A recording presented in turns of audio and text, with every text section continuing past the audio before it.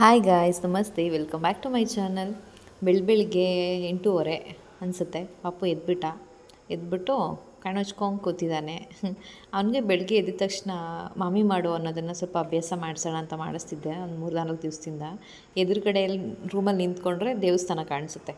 ಅದಕ್ಕೆ ಮಾಮಿ ಮಾಡು ಅಂದರೆ ಈ ಕಡೆ ತಿರ್ಕೊಂಡು ಮಾಮಿ ಮಾಡ್ತಾಯಿದ್ದ.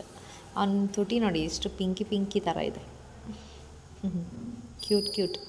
ನಿನ್ನೆ ಆ್ಯಕ್ಚುಲಿ ಜೋರು ಮಳೆ ಬಂದಿತ್ತಲ್ಲ, ಬಟ್ಟೆ ಎಲ್ಲ ಪಾಪುದು ಅವ್ನು ಮತ್ತೆ ಮಾಡ್ಕೊತಿದ್ನಲ್ಲ ಅಂದ್ಬಿಟ್ಟು ಎಲ್ಲನೂ ವಾಶ್ ಮಾಡಿ ಹಾಕಿದ್ದೆ ಬಿಸಿಲಿಗೆ ಒಣಗಲಿ ಅಂತ. ನನಗೆ ತಗೊಳ್ಳೋದು ಮರ್ತುಬಿಟ್ಟು ಎಲ್ಲ ಪ್ಯಾಂಟು ಎಲ್ಲ ನಿಕ್ಕರು ಅವ್ನ ಪ್ರತಿಯೊಂದು ಬಟ್ಟೆಗಳೂ ಮಳೇಲಿ ನೆಂದೋಯ್ತು. ಒಂದು ನಿಕ್ಕರು ಇರಲಿಲ್ಲ, ಹಂಗಾಗೋಗಿತ್ತು. ಅದಕ್ಕೆ ನೆನ್ನೆ ನೈಟು ಡೈಪರ್ ಹಾಕಿ ಮಲಗಿಸಿದ್ದೆ ಅವನನ್ನು. ಬಂದು ಅವ್ರ ದೊಡ್ಡಮ್ಮ ಅವನ್ನ ಎತ್ಕೊಂಡು ಹೋಗ್ತಾ ಇದ್ದಾರೆ. ನಾನು ರೂಮಿಂದ ಆಚೆ ಹೋಗೋದು ಅಂದರೆ ಸಖತ್ ಖುಷಿ. ಕಾಯ್ತಿರ್ತಾನೆ, ಯಾರೋ ಬರ್ತಾರಾ, ನಾನು ಎತ್ಕೊಂಡು ಹೋಗ್ತಾರಾ ಅಂತ ಕಳ್ಳ ಅದು. ಎದ್ದಿದ ತಕ್ಷಣ ಆಚೆ ಹೋಗ್ಬಿಡ್ಬೇಕದು. ಟಬ್ ಒಳಗಡೆ ಕೂತಿದ್ದ ಈರುಳ್ಳಿ ಹಿಡ್ಕೊಂಡು ದುಡ್ಡು ಎಣಿಸ್ತಾಯಿದ್ರು ಯಾವುದೋ, ಅದನ್ನು ಕಿತ್ಕೊಂಡು ಆಟ ಆಡ್ತಾ ಕೂತಿದ್ದಾನೆ. ದುಡ್ಡು ಜೊತೆ ಆಟ ಆಡ್ತಿದ್ದಾನೆ. ಅದಕ್ಕೆ ಅಲ್ವಾ ಮಕ್ಕಳು ಅನ್ನೋದು. ಅದ್ರ ಬೆಲೆ. ಇವತ್ತು ಅಕ್ಕಿ ಹಪ್ಪಳ ಮಾಡೋಣ ಅಂದ್ಬಿಟ್ಟು ಮಾಡ್ತಾಯಿದ್ರು. ಪ್ರತಿಮಕ್ಕ ಹಪ್ಪಳದ ಹಿಟ್ಟು ಮಾಡ್ತಾಯಿದ್ದಾಳೆ. ಇವಳಿಗೆ ಸಖತ್ ಖಾರ ಅಂದರೆ ಇಷ್ಟ. ಖಾರದ ಹುಚ್ಚು ಒಳಗೆ. ಅದಕ್ಕೆ ಮೆಣಸನ್ನ ತೆಗೆದು ಹಾಕ್ತಿದ್ದಾಳೆ. ಸಾಕ ಅಂದ್ಬಿಟ್ಟು ನೋಡಿ ಹೊಂದಿಸ್ತಾ ಗೊತ್ತಿದ್ದಾಳೆ. ನಮ್ಮ ಮನೇಲಿ ಆ್ಯಕ್ಚುಲಿ ಇದನ್ನು ಆಲ್ಮೋಸ್ಟ್ ನಮ್ಮ ಫ್ಯಾಮಿಲಿಯವರೆಲ್ಲ ಹಪ್ಪಳ ಮಾಡೋದಕ್ಕಿಂತ ಅದು ಹಿಟ್ಟಿದೆಯಲ್ವ, ಆ ಹಿಟ್ಟನ್ನೇ ಹಂಗಂಗೆ ತಿನ್ಕೊಂಬಿಡ್ತೀವಿ. ಅದು ಸಖತ್ ಚೆನ್ನಾಗಿರುತ್ತೆ. ನನಗಂತೂ ತುಂಬ ಇಷ್ಟ ಅದು ಹಿಟ್ಟು. ಒಂದಷ್ಟು ಕೈಯಲ್ಲಿ ಒತ್ತೋಣ ಅಂದ್ಬಿಟ್ಟು ಒತ್ತಿದ್ವಿ. ಅಲ್ಲಿ ಗುಂಡಿಗೆ ಚೆನ್ನಾಗಿದೆಯಲ್ಲ, ಅದೆಲ್ಲ ಪ್ರತಿಮಕ್ಕಂದು. ಕಿತ್ತೋಗಿರೋದೆಲ್ಲ ನಾನು ಮಾಡಿರೋದು. ಪಪ್ಪುಗೆ ಮಧ್ಯಾಹ್ನ ಊಟಕ್ಕೆ ಅಂತ ಡ್ರೈ ಫ್ರೂಟ್ಸ್ದು ಖೀರ್ ಮಾಡೋಣ ಅಂದ್ಬಿಟ್ಟು ಡ್ರೈ ಫ್ರೂಟ್ಸ್ ಎಲ್ಲ ಬೆಳಿಗ್ಗೆನೇ ನೆನೆಸಿದ್ದೆ. ಇವಾಗ ಅದನ್ನು ರುಬ್ಬಿಟ್ಟು ಅವನಿಗೆ ಮಧ್ಯಾಹ್ನ ಮಲ್ಕೊಂಡಿದ್ದ. ಇದ್ದ ತಕ್ಷಣ ಇವಾಗ ಕೊಡಬೇಕು ಅವನಿಗೆ. ಇದನ್ನು ಹೆಂಗೆ ಮಾಡೋದು ಅಂತ ನಾನು ಆಲ್ರೆಡಿ ವಿಡಿಯೋದಲ್ಲಿ ತೋರಿಸಿದ್ದೀನಿ. ಏನೇನು ಇಂಗ್ರೀಡಿಯೆಂಟ್ಸ್ ಹಾಕಬೇಕು, ಹೇಗೆ ಮಾಡಬೇಕು ಅಂತ. ಡಿಸ್ಕ್ರಿಪ್ಷನ್ ಬಾಕ್ಸಲ್ಲಿ ನಾನು ಲಿಂಕ್ ಹಾಕಿರ್ತೀನಿ, ಬೇಕಿದ್ದರೆ ಒಂದು ಸಲ ನೋಡಿ. ಏನು ಮಾಡೋಣ ಇವಾಗ? ತುಟಿ ಕೆಳಗಡೆ ಬಿಟ್ಬಿಟ್ಟು ಕಿಟಕಿ ಹತ್ರ ಏನು ಮಾಡಬೇಕಪ್ಪ ನೀನು?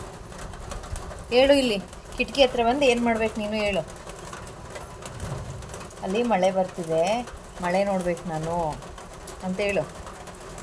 ಗುರುಗುರು ಆಗ್ತಿದೆಯಾ? ಗುರುಗುರು ಕಾರು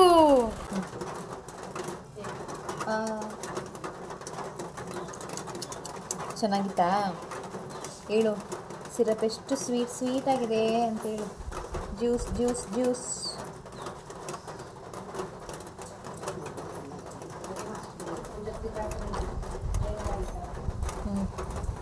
ಗುಡ್ ಬಾಯ್ ನಮ್ಮ ಪಾಪಣಿ. ಆರಾಮಾಗಿ ಸಿರಪ್ ಕುಡ್ಕೊಂಬೋದು. ನಿಂದೇ ಇದು. Hi guys, welcome back. ಮಳೆ ಬರ್ತಾ ಇದೆ.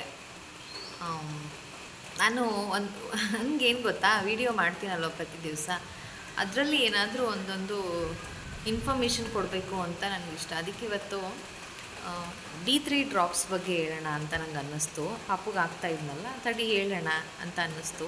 ಯಾಕೆ ಮಕ್ಕಳಿಗೆ ನಾವು D3 ಡ್ರಾಪ್ಸ್ನ ಹಾಕಬೇಕು ಅಂದರೆ, ಹಾಸ್ಪಿಟ್ಲಲ್ಲಿ ಹೇಳ್ತಾರೆ ಡಾಕ್ಟ್ರು, ಮಗುಗೆ 1 ವರ್ಷದವರೆಗೂ ಕೂಡ D3 ಡ್ರಾಪ್ಸ್ನ ಹಾಕಬೇಕು ಅಂತ. ಯಾಕೆ ಅಂತಂದರೆ, D3 ಡ್ರಾಪ್ಸ್ನ ಹಾಕೋದ್ರಿಂದ ಮಕ್ಕಳಿಗೆ ಬೋನು ಮತ್ತು ಟೀತು ಸ್ಟ್ರೆಂತ್ ಆಗುತ್ತೆ ಅಂತ. ಅದೆಲ್ಲದಕ್ಕಿಂತ ಮೇಯ್ನ್ ರೀಸನ್ ಏನಪ್ಪ ಅಂತಂದರೆ, ತಾಯಿ ಹಾಲಲ್ಲಿ, ಬ್ರೆಸ್ಟ್ ಮಿಲ್ಕಲ್ಲಿ D3 ಅಂಶ ಇರೋದಿಲ್ವಂತೆ. ಅದಕ್ಕೋಸ್ಕರ ಅದನ್ನು ಸಪ್ಲಿಮೆಂಟ್ರಿಯಾಗಿ ಸಜೆಸ್ಟ್ ಮಾಡ್ತಾರೆ. ಆಮೇಲೆ ಇನ್ನೊಂದು ಏನಪ್ಪ ಅಂತಂದರೆ, ನಾನು ಪಾಪನ ಅವಾಗ ಹಾಸ್ಪಿಟ್ಲಿಗೆ ಕರ್ಕೊಂಡು ಹೋಗ್ತಿದ್ನಲ್ವ, ಆವಾಗ ನಮ್ಮ ಡಾಕ್ಟ್ರು ಹೇಳ್ತಿದ್ದೇನೆಂದರೆ, ಅವರು ಪಾಪುಗೆ ಇಲ್ಲಿ ಮುಟ್ಟಿ ನೋಡ್ತಿದ್ರು. ಇಲ್ಲಿ ನೆತ್ತಿ ಇರುತ್ತಲ್ವ, ಅದು ಸ್ವಲ್ಪ ತುಂಬ ಸೆನ್ಸಿಟಿವ್ ಇರುತ್ತಲ್ಲ, ಅದನ್ನು ಮುಟ್ಟಿ ನೋಡಿಬಿಟ್ಟು ಕೇಳ್ತಿದ್ರು. ಆಲ್ಮೋಸ್ಟ್ ನನಗೆ ಅಂತಲ್ಲ, ನಾನು ಅಬ್ಸರ್ವ್ ಮಾಡಿದಾಗ ಸುಮಾರು ಜನಕ್ಕೆ ಹಂಗೆ ಕೇಳ್ತಿದ್ರು, D3 ಡ್ರಾಪ್ಸ್ ಹಾಕ್ತಾ ಇದ್ದೀರಾ ಅಂತ. ಅಂದರೆ ಅವಾಗ ನಾನು ಅರ್ಥ ಮಾಡಿಕೊಂಡೆ, D3 ಡ್ರಾಪ್ಸ್ನ ಹಾಕೋದ್ರಿಂದ ಇದು ಬೇಗ ಮುಚ್ಕೊಳ್ಳುತ್ತೆ. ನತ್ತು ಬಾಯಿ ಅಂತೀವಲ್ವ, ಅದು ಬೇಗ ಮುಚ್ಚುತ್ತೆ ಅಂತ ನಾನು ಅಂದ್ಕೊಂಡೆ.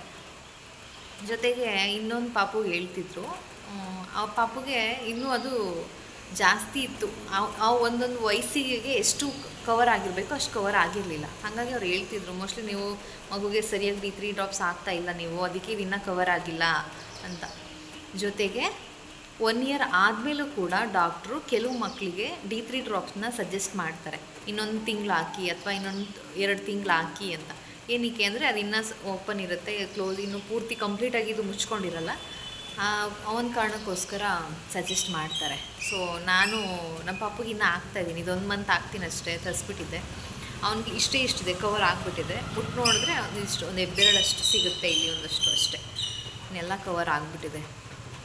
ಇನ್ನು ಇದೊಂದು ಮಂತ್ ಹಾಕ್ತೀನಿ, ತರಿಸಿಟ್ಟಿದ್ನಲ್ಲ, ಹಾಗಾಗಿ ಇದೊಂದು ಮಂತ್ ಹಾಕ್ಬಿಟ್ಟು ನಾನು ಆಮೇಲಿಂದ ಸ್ಟಾಪ್ ಮಾಡ್ತೀನಿ. ಅದರಿಂದ ತುಂಬ ಬೆನಿಫಿಟ್ಸ್ ಕೂಡ ಇದೆ ಅಲ್ವಾ.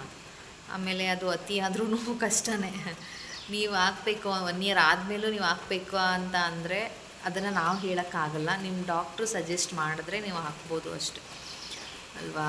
ಅದಕ್ಕೋಸ್ಕರನೇ ಮಕ್ಕಳಿಗೆ ಬಿಸಿಲು ಕಾಯಿಸಿ ಎಳೆ ಬಿಸಿಲು ಕಾಯಿಸಿ ಅಂತ ಹೇಳ್ತಾರೆ. ಇವಂಗೂ ಆ್ಯಕ್ಚುಲಿ ಹೇಳಿದರು, ಬಟ್ ನಾವು ಅವ್ನಿಗೆ ಪಾಪ ಬಿಸಿಲು ಕಾಯಿಸೋಕ್ಕೆ ಆಗಲಿಲ್ಲ. ಅಟ್ಲೀಸ್ಟ್ ನಿಮಗೆ ಬೆಳಿಗ್ಗೆ ಹೊತ್ತು ಆಗಿಲ್ಲ ಅಂದರೂ ಪರವಾಗಿಲ್ಲ, ಸಂಜೆ ಹೊತ್ತು 5 ಗಂಟೆ ಮೇಲೆ ಬರುತ್ತಲ್ವ ಬಿಸಿಲು, ಎಳೆ ಬಿಸಿಲು, ಅದನ್ನಾದರೂ ಕಾಯಿಸಿ ಅಂತ ಹೇಳಿದ್ರು. ಬಟ್ ನಮ್ಮ ಪಾಪುಗೆ ಸರಿಯಾಗಿ ಬಿಸಿಲು ಕಾಯಿಸೋಕ್ಕೆ ಆಗಲಿಲ್ಲ.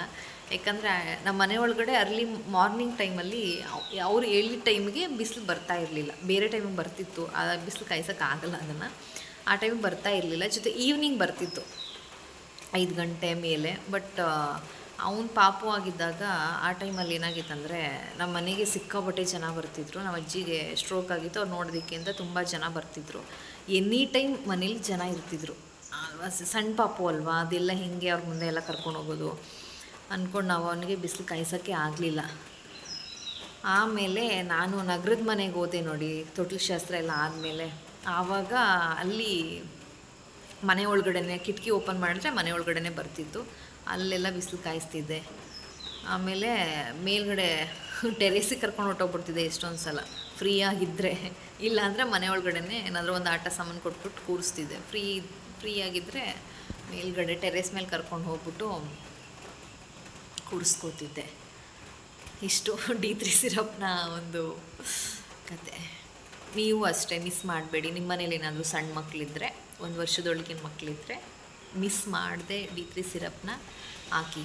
ಅವರು ಸುಮ್ಮನೆ ಹೇಳಿರಲ್ಲ ಅಲ್ವಾ, ಅವ್ರು ಏನಕ್ಕೆ ಹೇಳ್ತಾರೆ ಹಾಕಿ ಅಂತ. ಸೊ ನಮಗೇನೋ ಒಳ್ಳೇದಾಗ್ತಿದೆ ಅದರಿಂದ, ಮಗುಗೆ ಅದ್ರ ಬೆಳವಣಿಗೆಗೆ ತುಂಬ ಹೆಲ್ಪ್ಫುಲ್ ಆಗಿದೆ ಅನ್ನೋ ರೀಸನ್ನಿಗೆ ಹೇಳಿರ್ತಾರೆ.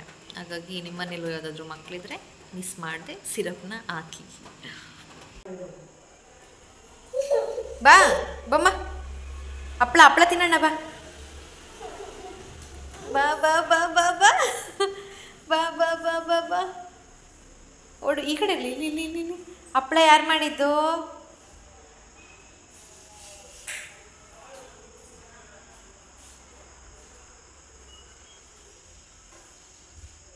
Come come come come come. ಹಾ ಹೋಯ್ತು ಹಪ್ಪಳ. ದೊಡ್ಡಮ್ಮ ಬರುತ್ತೆ, ದೊಡ್ಡಮ್ಮ ಚಚ್ಚಿ ಕೊಡುತ್ತೆ ಆಮೇಲೆ ಯಾರು ನನ್ನ ಹಪ್ಪಳ ಎಲ್ಲ ಹಾಳು ಮಾಡಿದ್ದು ಅಂತ. ಹಂಗೆ ಮಾಡಬಾರ್ದು, ಬಿಸಾಕ್ಬಾರ್ದು. ನೈಟು ಊಟ ಮಾಡಿಕೊಂಡು ವಾಕರಲ್ಲಿ ಹಾಕಿದ್ದೆ, ಸುಮ್ಮನೆ ಹಂಗೆ ಓಡಾಡ್ತಿದ್ದ. ಸಖತ್ ಸೋಂಬೇರಿ ಇವನು, ತಾನು ಮಾತ್ರ ಹೋಗಲ್ಲ. ಇಲ್ಲಿ ಹಿಂದ್ಗಡೆಯಿಂದ ಯಾರಾದರೂ ಪುಷ್ ಮಾಡಿದ್ರೆ ಮಾತ್ರ ಹೋಗ್ತಾನೆ. ತನಗೆ ಜ್ಞಾನ ಚೆನ್ನಾಗಿದ್ರೆ ಮಾತ್ರ ಅವನೇ ಹೋಗೋದು ಇವನು. 1-2 ಹೆಜ್ಜೆ ಇಡೋದು, ಆಮೇಲೆ ಮೇಲ್ಗಡೆ ಕಾಲೆತ್ಕೊಂಡ್ಬಿಡೋದು, ಹಿಂಗೆಲ್ಲ ಮಾಡ್ತಾನೇನು. ಓಕೆ ಗಾಯ್ಸ್, ನಾನು ಇವತ್ತಿನ ವ್ಲಾಗ್ನ ಇಲ್ಲಿಗೆ ಮುಗಿಸ್ತಾ ಇದ್ದೀನಿ. ವಿಡಿಯೋ ಇಷ್ಟ ಆದರೆ ಲೈಕ್ ಮಾಡಿ, ಶೇರ್ ಮಾಡಿ, ಕಮೆಂಟ್ ಮಾಡಿ. ನೀವು ಯಾರ್ಯಾರು ಸಬ್ಸ್ಕ್ರೈಬ್ ಮಾಡ್ಕೊಂಡಿಲ್ವೋ ಸಬ್ಸ್ಕ್ರೈಬ್ ಮಾಡ್ಕೊಂಡು ವಿಡಿಯೋ ನೋಡಿ. Thank you so much. Thanks for watching.